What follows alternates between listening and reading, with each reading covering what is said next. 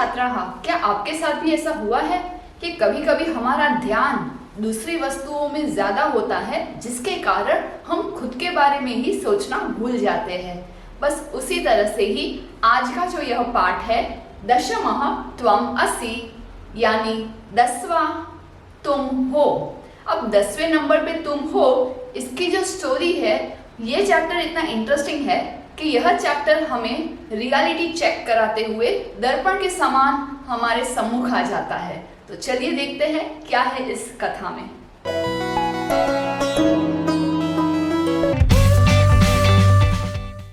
प्रिय छात्राः, नमस्ते। मैं हूं आपकी संस्कृत आचार्य डॉक्टर नम्रता। नमस्ते संस्कृत यूट्यूब चैनल पर आपका स्वागत है। हमारे साथ जुड़िए। Press the subscribe button and don't forget to click on the bell icon. So let's get started. आरंभम कुर्मः। कथा है एक ऐसे गांव में जहां पर एक से दूसरे पार जाने के लिए एक नदी क्रॉस करनी होती है। नदी तैर कर जानी होती है, और नदी यानी ऐसा प्रवाह नहीं जो बहुत मंद मंद बहने लगे। कुछ इस तरह से भी गहरी नदियां होती है जो पार करते करते वो नदी के वेग से इस लिटिल चैलेंजिंग कि वहां पहुंचे, या जो कमजोर है वो डूब भी जाता है। तो लेट्स सी इस कथा में क्या होता है। एकदा दश बालकाः स्नानाय नदीम अगच्छन्। पूरे ही चैप्टर में हमें भूतकाल के बहुत सारे क्रियापद मिलेंगे। एकदा एक बार, दश बालकाः 10 बॉयज, 10 लड़के, स्नानाय स्नान के लिए नदी गए। ते नदी जले चीरम स्नानम अकुर्वन्। चीरम अर्थात लंबे समय के लिए। चीरम इज नॉट हिंदी वर्ड चीरना फाड़ना। जैसे कि द्रौपदी का चीर हरण हुआ, तो द्रौपदी का चीर यानी चीरना नहीं, लंबे समय तक द्रौपदी का शाटिका हरण हुआ, इसलिए वो चीर शब्द है। चीरम आगच्छामि, मैं लंबे समय के बाद आऊंगी। चीरम, it will take time to reach home. चीरम आगच्छामि, वैसे ही यहाँ पे चीरम लंबे समय के लिए।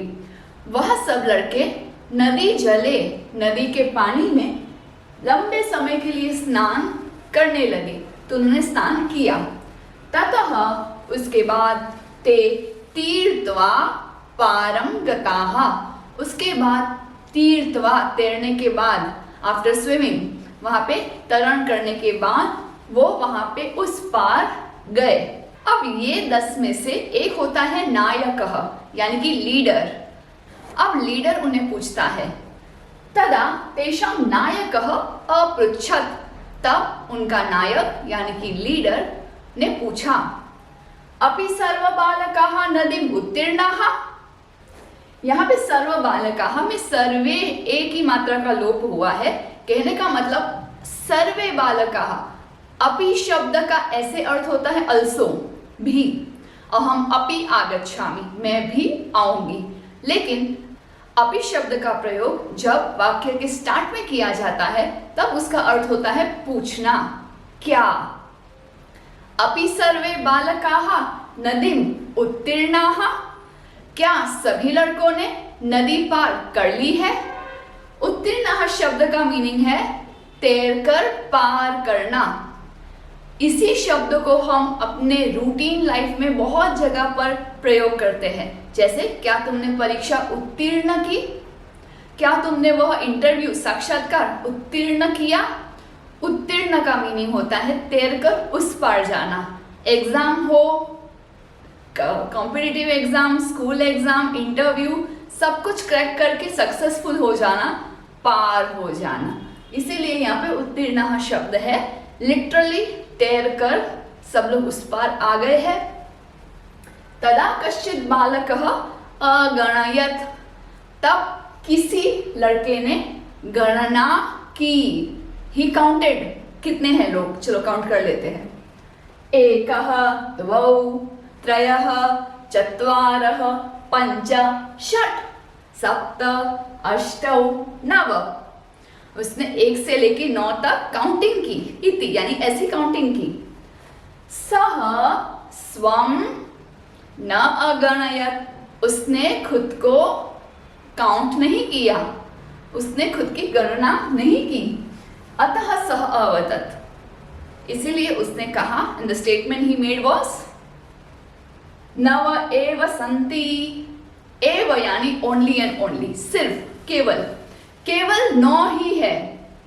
दशमः न अस्ति, 10वां नहीं है।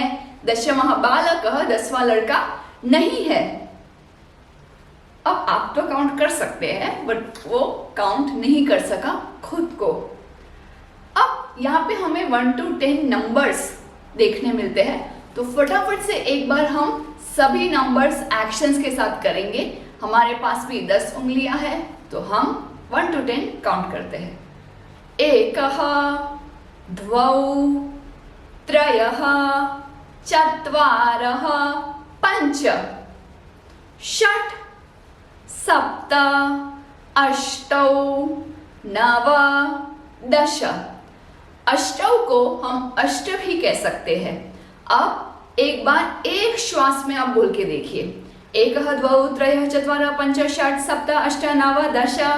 अब विपरीत क्रम से रिवर्स ऑर्डर में आप बोलकर देखिए, दश, नव, अष्टौ, सप्त, षट्, पंच, चत्वारि, त्रीणि, द्वे, एकम, शून्यम। तो इस तरह से आपको अच्छे से एक्सरसाइज करना है फ्रॉम एकतः 10 पर्यंतम, 10तः 1 पर्यंतम। अब आगे, अपरः अपि बालकः पुनः अन्यान् बालकान् अगणयत्। अपरः यानी अन्य, फिर दूसरा भी एक लड़का, दूसरे ने भी वापस पुनः अन्यान, दूसरे लड़कों को काउंट किया, गणना की। तदा अपि, तब भी, नव एव आसन, 9 ही थे, 9 ही काउंटिंग उन्होंने की। अतः ते निश्चयम अकुर्वन्, इसलिए उन्होंने डिसाइड कर लिया, निश्चय कर लिया, यत् कि दशमः नद्यां मग्नः, 10वां जो लड़का है वो नदी में डूब गया, मग्न हो गया। मग्न शब्द भी काफी जगह पे प्रयोग होता है, जैसे यहाँ पे है नद्यां मग्नः, नदी में डूब जाना। अगर आप पुस्तक में डूब जाते हो, अभ्यास करने में डूब जाते हो, कोई स्टोरी बुक या नॉवल इतनी इंटरेस्टिंग है कि आप पेज 1 to लास्ट पेज एक सिटिंग में ही रीड कर लेते हो, तब उसे कहते हैं पुस्तके मग्नः, अभ्यासे मग्नः, क्रीडायां मग्नः। कोई खेल में डूबा हो, कोई आर्ट एंड क्राफ्ट कर रहा है, चित्रकलायां मग्नः। जहां पे मैंने मग्नः बोला वो शब्द सभी बॉयज यूज कर सकते हैं, and for girls it would be मग्ना। ते दुःखिताः तूष्णीं अतिष्ठन्, तूष्णीं यानी चुपचाप, silence. They stood there silently. सभी मित्र, उसमें से कोई एक मिसिंग है, ये सोचकर उनको बहुत दुख हुआ और वो चुपचाप वहां पे खड़े हो गए। Everyone is sad, everyone is like अब क्या होगा and all that. तदा कश्चित् पथिकः तत्र आगच्छत्, तब कोई पथिक यानी जो ट्रैवल करता हो यहाँ वहां, तो कोई ट्रैवलर वहां पे आया। सः तान् बालकान् दुःखितान् दृष्ट्वा अपृच्छत्, उसने उन बच्चों को दुखी देख करके पूछा। क्या पूछा? बालकाः युष्माकं दुःखस्य कारणं किम्? हे सभी लड़के, आप सबका दुख का कारण क्या है? आपको तो पता है ना। बस इनमें से कोई एक कहता है, बालकानां नायकः अकथयत्, बच्चों के जो नायक है उन्होंने कहा, लीडर ने कहा, वयं 10 बालकाः स्नातुम् आगताः, हम 10 लड़के नहाने के लिए आए थे। इदानीं 9 एव स्मः, इदानीं अभी हम सिर्फ 9 ही है। एकः नद्यां मग्नः, हम में से कोई एक है वो नदी में डूब गया। तो ये कारण है उनके दुख का। अब ये कंफर्म करने के लिए सबको कहता है थोड़ा नजदीक आओ, मैं काउंट करता हूँ। पथिकः तान् अगणयत्, ये ट्रैवलर ने उनको काउंट किया। तत्र 10 बालकाः एव आसन्, वहां पे 10 बच्चे ही थे। सह नायकम आदिशत, आदिशत आदेश दिया, उसने लीडर को, नायक को आदेश दिया।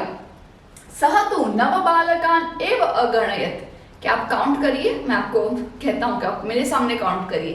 तो उसने काउंट किया, और वो क्या कितना काउंट किया उसने तो 9 बच्चों को ही काउंट किया।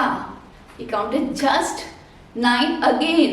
तो 9 काउंट करने के बाद पथिक कहता है, तदा पथिकः, फिर पथिक कहता है, त्वं बालकान गणय दशमः त्वं असि, तुम सभी लड़कों को काउंट करो, सभी लड़कों की गणना करो, और 10वें नंबर के, जो 10वें क्रम में तुम हो।